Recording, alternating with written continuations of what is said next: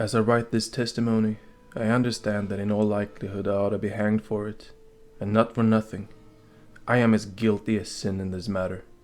I won't attempt to defend myself or persuade anyone. I was innocent. Because nobody would believe it, and because I wasn't. Oh, how I loved her. In what agonies I feared her, and feared for her. How contemptible she was, that miserable creature we even now folk call the Countess. She who believes herself the Rose of Khanduras. But she was my mistress, and deep in my bones remains my mistress still, to the end of her days and mine, whatever are the names she has stolen for herself. And these guilty days of my own will surely end soon. I am not certain to live after what comes next. If I am to defend myself, I will say only that I was a girl, and that my mistress was not just as beautiful as everyone said, but more so. Once upon a time, that monstrous Countess was the loveliest creature anyone ever laid eyes upon. But to me, she was just as willful and pig-ignorant and miserable a child who ever grew up in the fence. Now, you may say that I'm a coward, but no cowards grew up in the marshes, and it was a hard life even before all that happened. If you who read this are not familiar with the Khanduras marshes and the lands there, I must first explain them, because they also explain the Countess. The lands she inherited were vast and poor. Her family were the only nobles, and had no neighbors of the same status as themselves, only their villeins and crofters, which left them the surviving lords of the blighted landscape.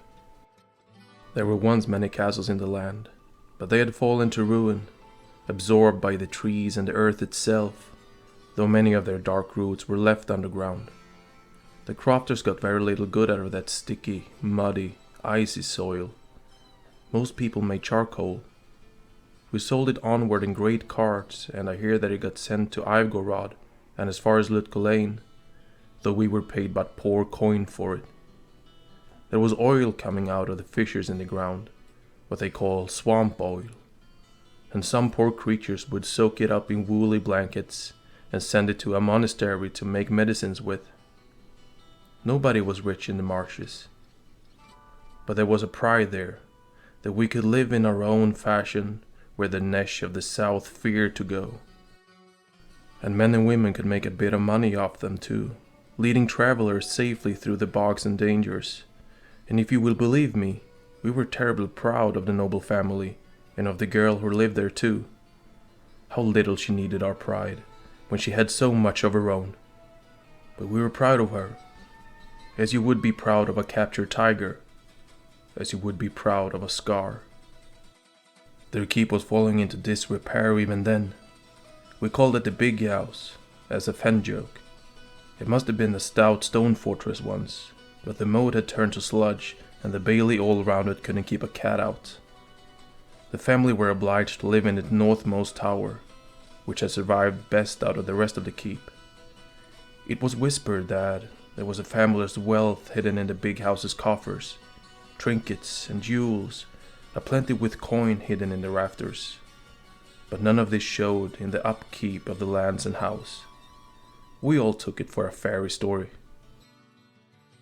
It was inarguable that the family was of strong noble blood, some of the nicest in Khanduras, or had been a long time ago. They found it hard to get wives and husbands in the swamp or anywhere else. Certainly, they had been reavers of people, if not of gold and gems. When I was a child, my grandfather told me that they used to practice bride theft and groom theft, carrying off poor young men and women forcibly on horseback. I could believe it of the family. One wouldn't put anything past them, only they were all so particular. I find it easier to believe that they married themselves and their kin and cousins just to keep that precious blood among themselves. There was a great family crest hanging over their fireplace in the terribly old-fashioned writing I could hardly make out, but the mistress liked to read it to me. By the blood of my heart, with a ghastly preserved head of a stag, some of the skin and much of the skull showing. The mistress once condescended to explain to me the gist, but all I could see was that the family cared very little for the heart, or for the heart either, and only thought about the blood. Oh, and she was the worst of them. At the tender age of just 16, she was the very worst. I came to her when I was about 2 years her elder, but I seemed both a century older and yet a swaddling babe. She was old in her depravity then, and young in her ignorance. I was very pretty for what I was, and for what I cared, for beauty in the swamp is considered a snare and a foxlight. I was cured of preening as a child by my grandfather saying, "The brightly considered petals are the poison." I think he was thinking of my mother, his son's wife. She had been some very distant cousin of the family itself, had served as some degraded manner of lady-in-waiting to my mistress's mother, and been suckled at the same wet nurse. She had education, which was why I could write and figure, but she fell in love with my father, who was just a blacksmith. She did not darken the doors of the keep after that, but lived in the swamps, and died in the swamps too, a few years before I went to serve the mistress, and my father died a year after, as he had no interest in living. Even in life, he cared more for my mother than for the forge, or for me, or for anyone. I was an industrious little body, and I kept the house and oiled the tools as my parents mooned over each other. I had more of my grandmother than my mother in me. My grandfather loved me and I hated her. But that's my own history, and of no consequence except that I was pretty. Not pallid like the other swamp girls, but with roses in my cheeks, always strong as a little horse. And I was not just crofter stock, but noble blood ran through my veins. Otherwise, the mistress never would have suffered me. There was nobody in that big house to look after her. Her mother had died in the birthing of her. Her father was obsessed with book learning of the most religious kind, half a hermit already, and had surrounded himself with cheese-faced priests and monks, and even let them squat inside the house. I think they were always hoping that they would see some of that fabled money for themselves if they waited long enough. They lived inside the old chapel and gave a service once a year that all us swamp folk dutifully attended, on the false belief that an unwanted meal for free had some virtue in that the same meal for money wouldn't. Otherwise, there were grandmas and cousins of 6 different sorts for her, but loners they were all to a body, and odd too, and fearful to look at. She wanted none of them. They got a wet nurse for her, but packed her off again pretty quick, once the babe was weaned. Men said later she was born with a full set of teeth, and ripped at the nurse's breast when first it was given to her. But that's a silly falsehood. I knew the woman for myself, and a weak, slack-wristed body she was, unfit to give a dog suck in my opinion, let alone my mistress. After the wet nurse, they ran through 2 women a year trying to find someone to care for the girl, for she tired all of them and made their lives unbearable, so that they would not and could not stay. No tutor could teach her, no lady make her pluck out a tune on the viol or interest her in acting in the chatelaine. She could ride a horse, and that was all. And so the babe grew into a girl, who grew into a woman. Beastly, untaught, as broken and maddened as a rabid dog, but as lovely to look on as a new morning.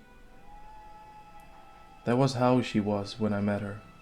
As I said, she was 16, and I was nearly 19. She took a fancy for my looks one day when she was out and about among the crofters on a horse she hadn't grown tired of yet. I had gone closer to the big house than usual on some errand, and she had seen me. Didn't know me from a blade of grass, of course, but that was always her way and her caprice. When my grandfather came to me saying that I was wanted at the big house, I laughed in his face. "I'm not interested in playing any go to that young hellion, and I'm not suited for it. For all that everyone else they've got in to do it has made a great deal worse. and I wouldn't say yeah to his pleas, nor to my neighbors, for all they begged that I not bring the wrath of the big house down on them. A man came down every day for a se'nnight, cozening, or begging, or threatening, until at last she came down herself, whores and all. One day I looked up to see her standing on my threshold. She took my breath away, half with the flaming chic of a thing, half with admiring her. She had the skin like the petals of a flower, and just as delicately tinted, too pale for the beauty by village standards, most of the time, but right then she had roses enough. She had been riding hard and was blazing with anger. Her long hair was coming free from the pins she had stuck indolently up in it, for she had nobody to care for her hair, and was too proud and lazy to fend for herself. Hair so lightly and gently fair that it was snow gold, white nearly, and nature had played that charming trick it sometimes plays on blondes by giving her dark eyes. Brilliant, velvety brown eyes to set off that hair and that skin. She was holding the whip of her horse, and she cried out to me, "How dare you not come when I want you? You will come, I say." "I say I won't, so it's your will against mine," I told her, keeping my temper. "I'm bigger than you by heed, stronger in the arms, and I could certainly throw you back through that door if I had a mind to it. What now, my lady?" How she gawped, yet that made her think, and she could see that I wasn't to be cowed either. She had a ferocious, petty temper, but she was not a fool. She fondled her whip with a sort of red spark in those pretty brown eyes, as though she wanted badly to use it on me, and looked at me with a kind of terrible hunger, as though I were a meal. She always was like that, with anything she thought worth of looking at. She could look at a sunset with tears of fury standing in her eyes that she couldn't possess it. "They'll pay you," she said shortly. "The terms aren't hard. You must be my companion, and dress me, and fetch my bath, and do things for me. You carry yourself nicely. You hold your head far better than any other common people. Get your things and come. No, don't bother with your things. I won't have piggish peasant furs and fustian around me. Peasant things make me sick." This did not make me love her any more. "I don't want your money," I said. "We have enough, which is more than many can say, and if we didn't, I'd go somewhere else, for I am not afraid of work. Why should I go with you? Because of your beauty? You won't be beautiful in the grey, my lady." I was goading her, and I thought she would strike me, but she smiled. I never could bring her to believe that her beauty might fade. "You don't look much older than I am," she said, "but you talk like an old woman. It amuses me. I've decided. You'll come home with me." Before I could say another word to this extraordinary speech, she strode up to me and seized one of my hands. I led her. When she saw there was work chopped from red lye and laundry, she pushed my hand roughly away from herself, and she changed color. The roses in her cheeks went dead, and she looked like a corpse. She was honestly frightened. "You're ruining all your beauty," she cried. "They've made a peasant of you. Your hands are ugly." And she seemed so panicked that I thought she would faint dead away. But this is what touched me. Not her silly speechifying about ugly hands or peasantry, but the strangeness of her. She sat down on a stool there and then, in my rude cottage, as though she had been taken ill. I knelt before her and said, "Don't fret so. There's nothing to fret yourself about." Until she breathed hard in and out, and eventually some of that blush tint came back into her cheeks. She stared at me, through me rather, and she said, "They say you have the blood." She meant I was the connection of the family, of course, but she always put things in that strange way even back then. "Yet you don't look it. Your hair is too dark, though it curls nicely. Your eyes are the wrong color. Blue eyes are weak eyes, though that dark blue isn't as bad as some. And your nose is too small, yet you're beautiful. It's because of the blood, of course. Nobody baseborn can ever be truly beautiful. No girl alive fancies appreciation made on her nose, nor her home people either. But I felt impatient with her, not angry, for she wasn't being what I would call sensible. I said, "And yet there are those living up in that big house who are ugly as sin. For all they have is their so-called blood. And how do you explain that, my lady?" "I can't," she said simply. "I need you to explain it to me." And so I was caught like a bird in a snare. I did not give a fig about being wanted, but needed was another matter. My vanity was never flattered by references to my hair curling, but it was easily touched by the idea that I had something of interest to say. I said warningly, "At the end of the spring, I'll leave if I don't suit." And all she said was, "You'll stay forever." Forever? As it was, I nearly didn't stay those first few weeks in that great, dreary tower, which was less snug than the rudest mud hut of the poorest crofter. My mistress had a great stone room with lofty beams, and I slept in a bed close to the fire in the same room. The servants would never have lit a fire for me if I slept alone. They'd soon not have lit a fire for her. Only they all went in living terror of her.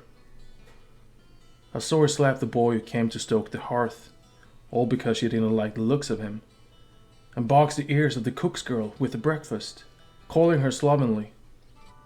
So I brought her breakfast, to spare the ears of the cook's girl, and fixed something of her dress when the fire was being seen to spare the boy. How she saw these things, and how she laughed. We quarreled.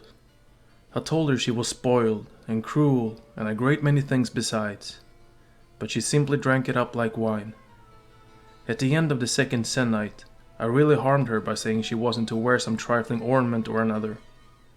She could dress in awful taste, a dreadful thirst for rich colors, but the first time I told her so, she turned white, then liver-colored, then she made to strike me, but I grasped that delicate hand, then the other, and when she struggled, I told her to hold, that she would bruise her own wrists, and that I meant them to be black and blue if she persisted.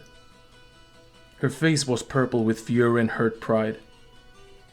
I understand now what I did not understand then, how much I'd hurt her by even suggesting that she could be anything less than beautiful, or ladylike, or tasteful. She had always thought she intuitively knew everything from being noble, like a bird building a nest or a beast bringing down prey. She kept saying, "I'll kill you! I'll kill you! I won't have you near me!" and grew all the more wild when I laughed at her. "Then I'll leave tomorrow. You won't be any prettier than bright orange when I do," said I. "You envy me. You're spiteful," she gasped. "You great clumsy peasant girl, I'll kill you. Oh, how I'll make you suffer." She worked herself up into such hysterics that I slapped her. I slapped her a great deal lighter than she'd slapped the hearth boy, but she dropped as though I'd slashed her throat. I bundled her into a chair and bathed the reddened cheeks with cold water, and I undid the dreadful orange stomacher that did her no favors, nor would it have done favors to any fair-haired beauty, and gave her rose color instead, and smoothed her locks. She stared dully at herself in the mirror as I worked, mumbling frightful threats until I said, "There, as lovely as a goddess born. You've got eyes. See for yourself."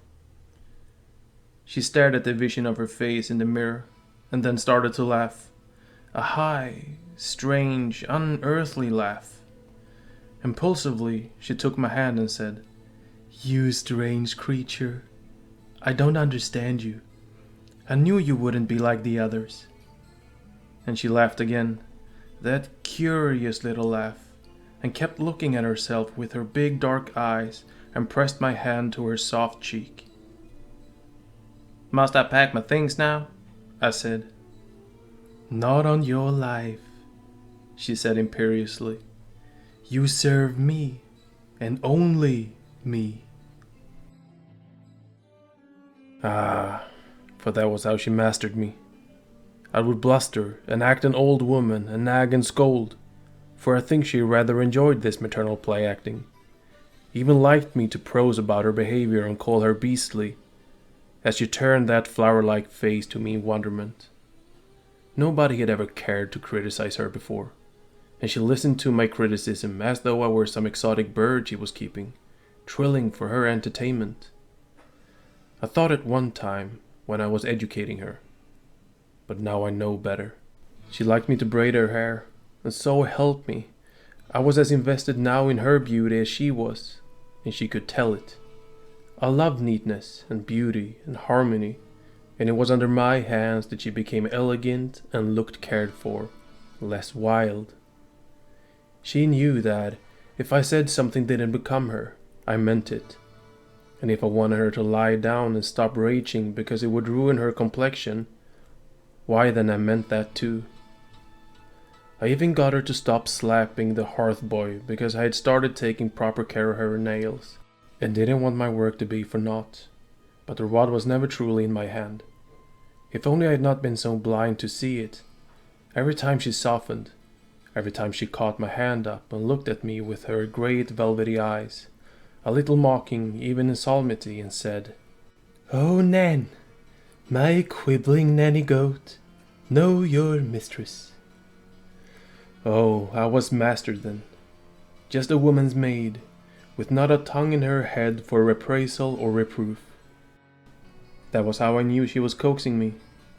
Nan, sweet Nan, dear Nan, not the mocking nanny or nanny goat, not my own real birth name, for she used it barely more than I use it in this document, and I would call her very properly mistress, though she knew the difference between me saying it for propriety or meaning it. And there were many times she was meant that she should be mistress for me, like I was a priest in her altar, but I did not think I cared. I was the only one in that great damp wreck of a place who could make her mind me. I loathe the others, and I was told more than once by an uncle of hers that I would be out of my ear if I wasn't the only one who could make that vixen come to heel. When I told my mistress that, her eyes went black. He had a terrible accident soon after, for his saddle strap was slit and came off, and he broke part of his back in the fall. My mistress was so unmoved and uninterested I hardly dared think she had any part in it. As for her, whose name I never say, when I was very moved I called her pet names like Daisy or Lily, wildflowers, common weeds, for she loathed the things. I thought it would teach her that beauty was not just found in the fine seats and hothouses. But the most she ever did was laugh a little sometimes at Daisy. She knew that I could teach her nothing. I would have walked days in the swamp with bare feet, not bothering to pluck the leeches from my skin, to gather her a blade of grass that she wanted. To hear my mistress say, "Oh, darling Nan." It is always like this with those who believe they are strong, but aren't. It was like that between us, maid and mistress, after 2 years. My mistress had learned that I knew which colors were most fit for her, and how best to style her hair for an effect, and perhaps how to keep her temper when there were others around, or how to let her temper out only on those whom I could deal with for her. After 2 years, she was more beautiful than ever, and more terribly aware of that blood running through her veins.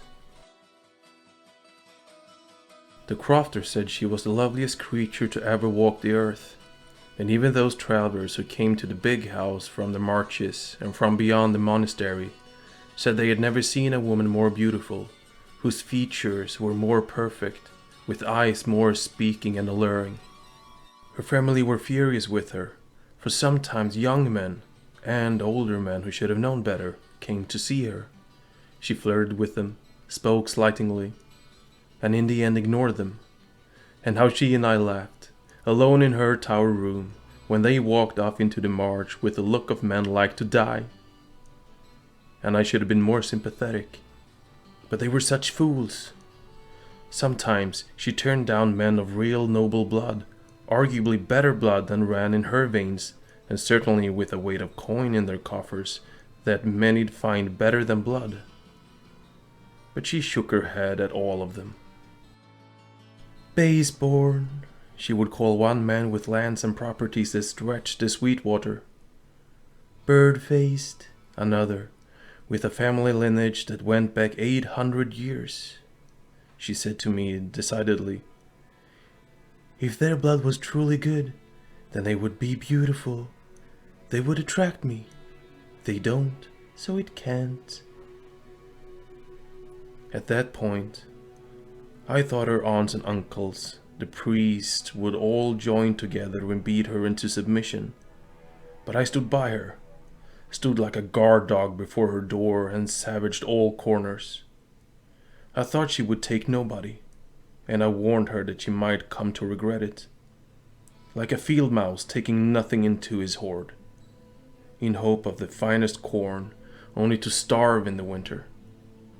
She would toss her long hair, smoothed by my hand and my brush, and laugh with a sound like a rippling stream. I confess, I thought nobody handsome enough for her, though I prayed that a king might come through, as it seemed she would hardly take anyone less.